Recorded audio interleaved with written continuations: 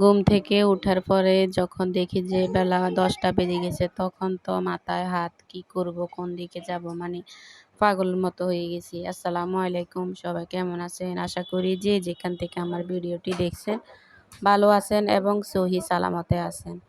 তো সকালে ঘুম থেকে উঠছি, আমার মেয়ে বিছানাতে দেখেন শুয়ে আছে, তখন প্রায় 10টার কাছাকাছি। তো আমি যখন মোবাইল হাতে নিয়ে দেখি যে 10টার কাছাকাছি হয়ে গেছে, তখন আমি কি করব মানে বুঝে উঠতেছি না। এদিকে আমার খিদাও লাগছে, আবার আপনাদের ভাইয়া 11টা বাজে আসবে আমার ছেলের জন্য খাওয়ার নেওয়ার জন্য, কারণ ও মাদ্রাসা থেকে আসে না। ওর জন্য প্রতিদিন মানে 11টা সাড়ে 11টা বাজে ওকে খাওয়ার নিয়ে দিয়ে আসা লাগে। তো পরে আমি এক পাশে রুটির জন্য একটু মানে খোলাটা বসাই দিছি, আর এদিকে আমি রুটি বানাতেছি। রুটিগুলা আমার ওই যে গমের গুঁড়া আর কি, আমার দেবরের শাশুড়ি আসছে যে উনি আনছিল, তো ওইখানে অল্প কটা ছিল, তো ওইখান থেকে মানে আমি বানাইতে গেছিলাম আমার জন্য 3-4টা হয়েছে আর কি। তো পরে এদিকে আমার মেয়েরও খিদে লাগছে, মেয়ের জন্য আমি খিচুড়িটা গরম করে নিছি। আবার এদিকে মশলাও বাটা লাগবে, কারণ তরকারি রান্না করতে অনেক সময় লাগবে, আর মুরগিটা একটু তাড়াতাড়ি হয়ে যাবে, আর মুরগিটা হয়ে গেলে আমার ছেলের জন্য মুরগি পাঠাই দিলেই হবে।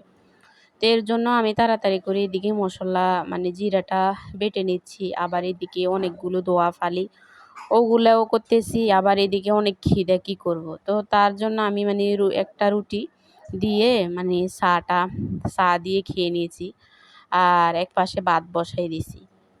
আবার এদিকে আমি মশারির ডাল রান্না করব, তো মশারির ডালগুলো ধুয়ে পরিষ্কার করে নিয়েছি। আবার এখানে আমি ঢেঁড়সটাও ধুয়ে রাখছি আর কি, যে একটার পর একটা বসাই দিব, তাহলে তাড়াতাড়ি হয়ে যাবে। তো আলহামদুলিল্লাহ মানে সময় মতো সব কিছু হয়ে গেছে। আর এদিকে আমার অনেক খিদে লাগছে, তো চা দিয়ে একটা খেয়ে নিচ্ছি। মেয়েকে বলছি যে একটু বিরক্ত করো না। তো যখন আমার মানে একদিকে ভাত হয়ে গেছে, একদিকে চা রুটিও হয়ে গেছে, তো আমি এক চুলাতে বসাই দিছি। এদিকে মানে মাংসগুলো আমি ভালো করে মাখাই দিছি আর কি একসাথে, কারণ দেরি হয়ে যাচ্ছে।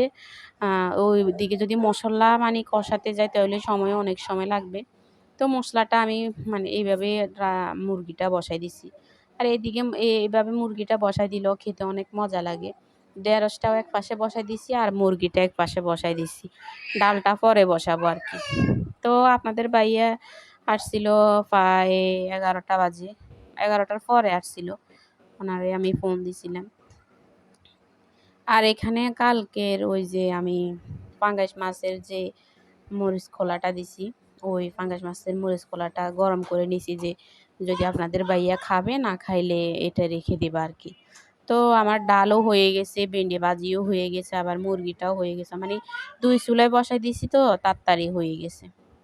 তো পর আমি ডাল দিয়ে আর ভেন্ডি দিয়ে খেতেছি, আপনাদের ভাইয়াও খেতেছে। ও আমার আগে খেয়ে নিছে, আমি গোসল করতে গেছি ওকে দিয়ে, তারপর আমি খেতে বসছি।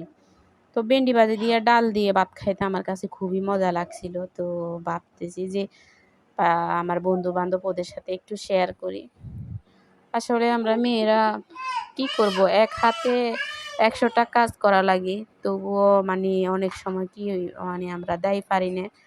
তবুও কিছু কিছু মেয়েরা শুনতে হয় যে বাসায় থাকি কি করো, বাড়িতে থেকে কি করো, শুধু তো রান্না বান্নাই। কিন্তু রান্না বান্না করতে যে কত কষ্ট সেটা শুধু একটা মেয়েই জানে। তো দুপুরে খাওয়ানোর পরে এখন আপনাদের ভাইয়া বলতেছে, মানে আমাদের এখানে মেলা হইতেছে, তো বলতেছে চলো আমরা মেলাতে যাই, ঘুরে আসি। তো ওখানে গেছিলাম মেলাতে। মেলাতে যাওয়ার পরে ওখানে একটু ঘোরাঘুরি করলাম আর কি।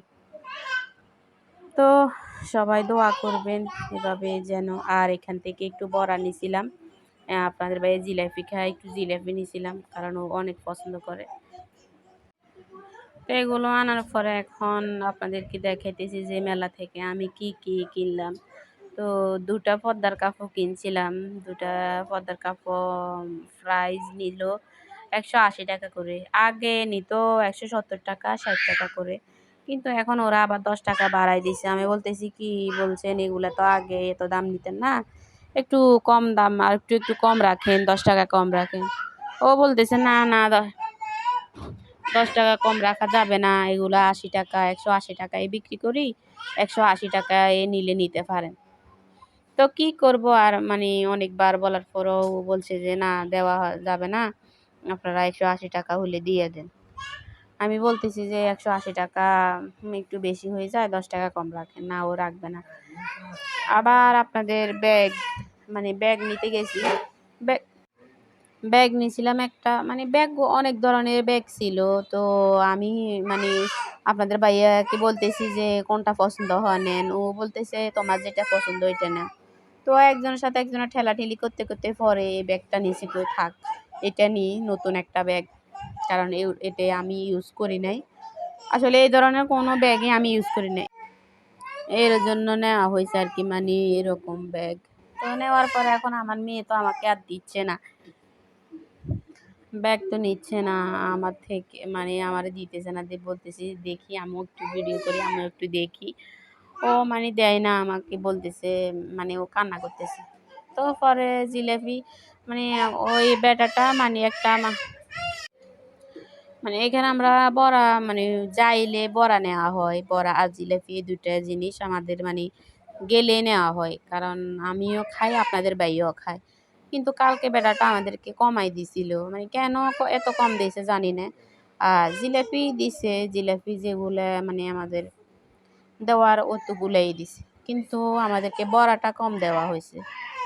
পরে আর কি করবো, মানে বাসাতে আসার পর আপনাদের ভাইয়া বলতেছে যে দেখছো আমাদেরকে কত কম দিছে। আর আমরা দোকান থেকে একটু ঠান্ডা খাইতে মন চাইছিল, পরে আপনাদের ভাইয়াকে বলতেছি একটা ডিঙ্কু নিয়ে আনেন।